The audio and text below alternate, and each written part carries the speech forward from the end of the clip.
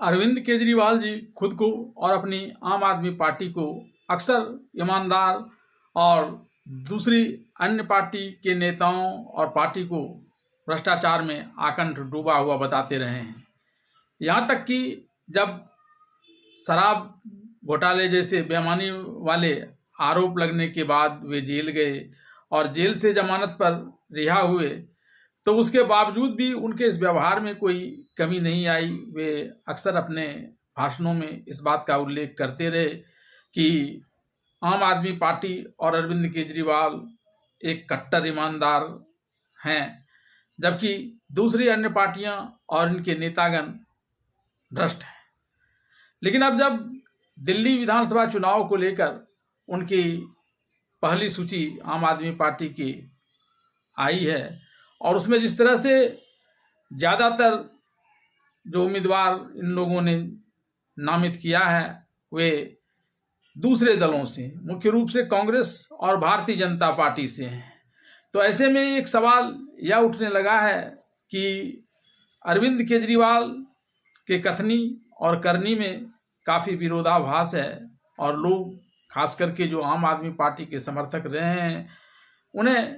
इस बात को लेकर कई प्रकार की चिंताएं सताने लगी हैं। अरविंद केजरीवाल के नेतृत्व वाली आम आदमी पार्टी का दिल्ली विधानसभा चुनाव को लेकर जारी किए गए उम्मीदवारों की पहली सूची में 3 नाम भारतीय जनता पार्टी से आम आदमी पार्टी में शामिल हुए नेताओं के हैं।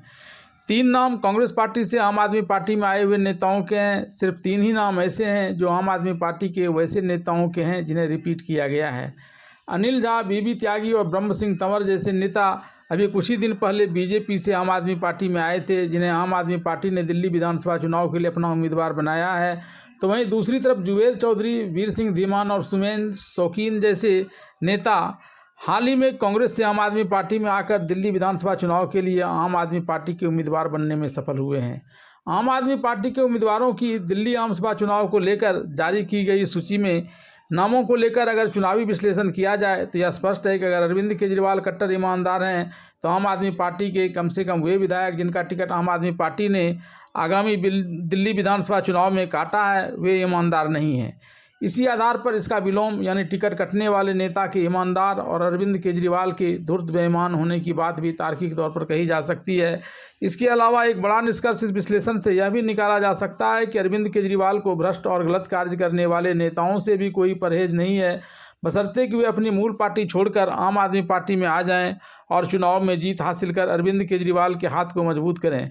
हाल में आम आदमी पार्टी को छोड़कर भारतीय जनता पार्टी ज्वाइन करने वाले अरविंद केजरीवाल के सहयोगी और दिल्ली सरकार के स्वास्थ्य मंत्री कैलाश गहलोत ने भी अरविंद केजरीवाल के नेतृत्व वाली आम आदमी पार्टी पर भ्रष्टाचार में अभिलिप्त होने के कई आरोप लगाए हैं। बीजेपी और अन्य विरोधी पार्टियों के द्वारा आम आदमी पार्टी पर भ्रष्टाचार के लगाए गए आरोपों को यदि नहीं भी माना जाए तो भी अरविंद केजरीवाल के नेतृत्व वाली आम आदमी पार्टी के द्वारा दिल्ली विधानसभा चुनाव को लेकर जारी किए गए उम्मीदवारों की पहली सूची में जिस प्रकार से आम आदमी पार्टी के कई पुराने नेताओं के टिकट काटकर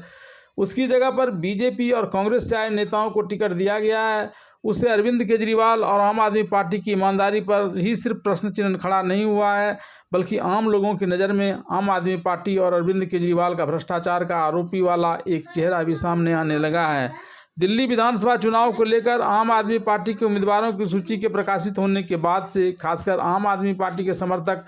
इस बात को लेकर सोचने लगे हैं कि क्या अरविंद केजरीवाल और आम आदमी पार्टी मुफ्त जल, मुफ्त बिजली जैसी मुफ्तखोरी वाले वादों की आड़ में अपने भ्रष्टाचार को छिपाना चाहते हैं, और यदि हाँ तो क्या इस बार आम आदमी पार्टी को वोट देकर जीत दिलवाकर अरविंद केजरीवाल को मुख्यमंत्री बनने का अवसर प्रदान करना इनके लिए उचित होगा। इस समय उनकी एक और चिंता इस बात को लेकर भी है कि अगर दिल्ली विधानसभा के चुनाव में वे अरविंद केजरीवाल के नेतृत्व वाली आम आदमी पार्टी के पक्ष में मतदान नहीं करते हैं तो क्या फिर उन्हें उस बीजेपी या कांग्रेस के पक्ष में ही मतदान करना होगा जिन्हें वे पूर्व में भ्रष्टाचार और कदाचार की वजह से साइडलाइन कर चुके हैं, या फिर कांग्रेस, आप और बीजेपी इन तीनों राजनीतिक दलों के अलावे और किसी दल का विकल्प उनके समक्ष है या नहीं। अब यह तो दिल्ली की जनता को सोचना है कि वे तमाम संदर्भों पर विचार करते हुए इस प्रकार से निर्णय करें ताकि उनका ज़्यादा से ज़्यादा भविष्य सुखमय हो सके।